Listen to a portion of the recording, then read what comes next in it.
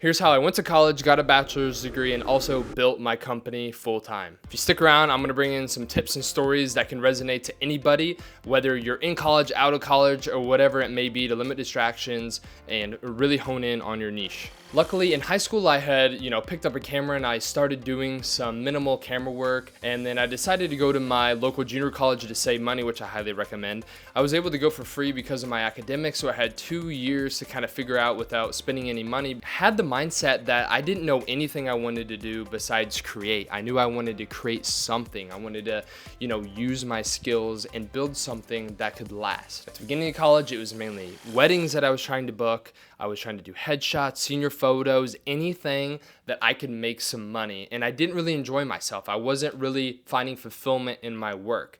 Yeah, I was super grateful and happy that I was able to help, wedding couples remember their day and create really elegant videos.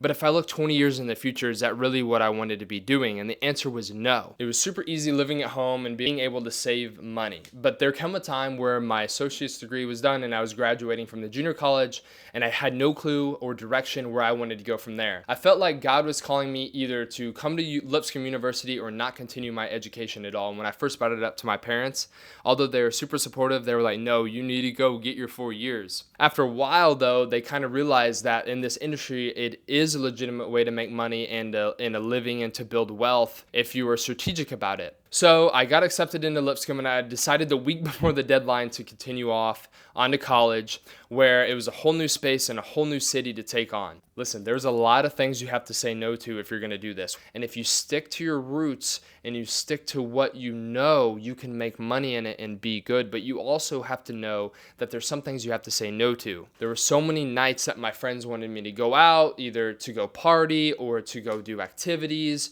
or to do whatever, but I simply couldn't. I either had a wedding that weekend. I remember my last fall semester, I had every single weekend booked in September, most of them booked in October. So literally it was school all throughout the week and homework. I would pack up on Friday. I would head to wherever the wedding was. It was most likely not in the area, so I would travel 2-3+ hours, sometimes out of state, in Iowa, for example, to go film a wedding that I just had to get done. And I would leave Friday, shoot the wedding all day Saturday, get up Sunday, and travel all the way back home and try to get previews out, and then get ready for the week ahead. Stop saying you can't do it or you don't have time, which you do. So I'm gonna give you some tips that'll help you structure your life. Number one, cut out your distractions. I've already kind of talked about that, but you're gonna have to cut out some of your distractions. You can still have fun. I was still able to, go play intramural football, which is actually how I broke my pinky right here. We played flag football, and if you can see that, I broke my pinky playing that. How sad is that? Number two is be financially smart. Luckily, I was going into zero debt going into the last 2 years. I had scholarships.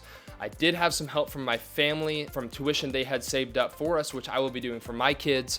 There's investment accounts that you can do. That's a whole nother video. But in college, a lot of the kids, they would go out and whether good or bad, they would be buying alcohol. They would be going out to eat all the time. They would be spending money in line at Starbucks like every single day. They would get whatever they wanted. They would buy the newest stuff, newest clothes to look good. And so you have to be really sound with your money. I would save things on food by already going to the meal plan and going to the cafeteria and try to take some fruit back or whatever, so I would have some food. I would just eat as bland of food as I could that was pretty cheap. I would go to the store and try to, have any snacks that I could have that were really cheap but healthy. And listen, I drove a simple car. I had a 2015 Toyota Camry and I still have it today, and I plan on driving it when I'm a millionaire and one day being able to buy whatever car I want in cash. All because of these principles that I set in place now that are going to carry on into my future, and I never stopped investing as well. I believe I was putting $300 a month into a mutual fund, which has grown significantly over the past few years. Number three, you got to hone in on your niche,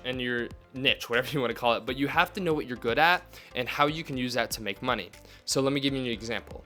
I knew that I was good at doing weddings at the time. I knew that I could pretty much close almost any wedding that I was at. I found the sweet spot of price and the amount of work that I had to do, right? So I knew that I was good at that, so I would keep pushing that as much as I could at the time. My friend, he had a coffee business, so we made a little mobile cart, and he would go to these different areas. He would set it up on campus. He would set it up at events, and he would sell coffee. And it was pretty good ROI because he just had a little cart. All he had to do is keep buying whatever milks he needed, syrups and flavorings and the coffee beans, and he was able to sell $6-7 lattes, and hopefully they would tip, and it'd be more. I had friends who would thrift. They would go buy clothes from Goodwill, and they would try to sell it to the rich college kids who wanted cool clothes clothes, and they would just upsell it to 300%. If you can find stuff for $1, go sell it for $5. Yeah, it might not be that large of a money gap, but that margin percentage is huge. This is not a video on how to go make money. That's a whole nother thing. So if you want to watch one of those, make sure you subscribe. A huge challenge that I do not see a lot of YouTubers talk about, so I want to make sure you guys see this, is if you're growing a company full-time, you're going to run into the issue of you can't make class. You might have a project that you're not going to be able to get done on time. And you need to learn communication, okay? That is so important, guys. You need to learn the art of communication with people, not so that you can manipulate them, but that you can get your message out effectively. Let me give you an example. There was a wedding that was coming up, and we had an after-school project that we had to do that weekend. It was the only weekend. I couldn't make an arrangement for another time. So at the end of class, I had to go up to the professor and say, listen, I'm not going to be able to attend this event that you are requiring for points on this grade because I have a wedding. And then I would say, listen, I'm doing what you guys are teaching. I'm in business school. I have my own business.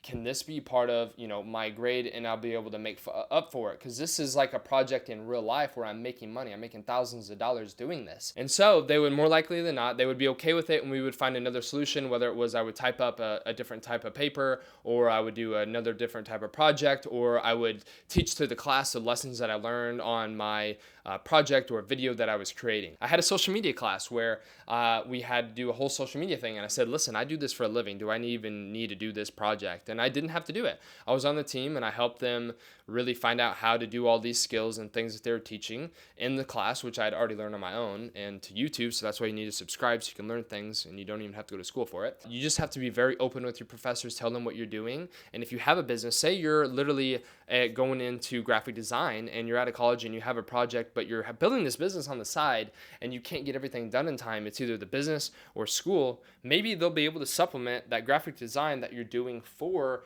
a business for the school project. So it was coming up on graduation, and if you watch this far in the video, you might want to know how the story is continuing. I decided to stay in Nashville, where I was going to continue growing my video company with my business partner now, Marcus Taylor. He ended up moving down here like a year or so ago, and we started Brother Dale Creative LLC in last April of 2021. So we now have a full-fledged business with 2 full-time contract employees, and then we have 2 virtual employees which do virtual editing and a virtual assistant. Also, we have strategic partnerships with social media ad agencies where we help their clients get a ton of creative so they can run their ads better.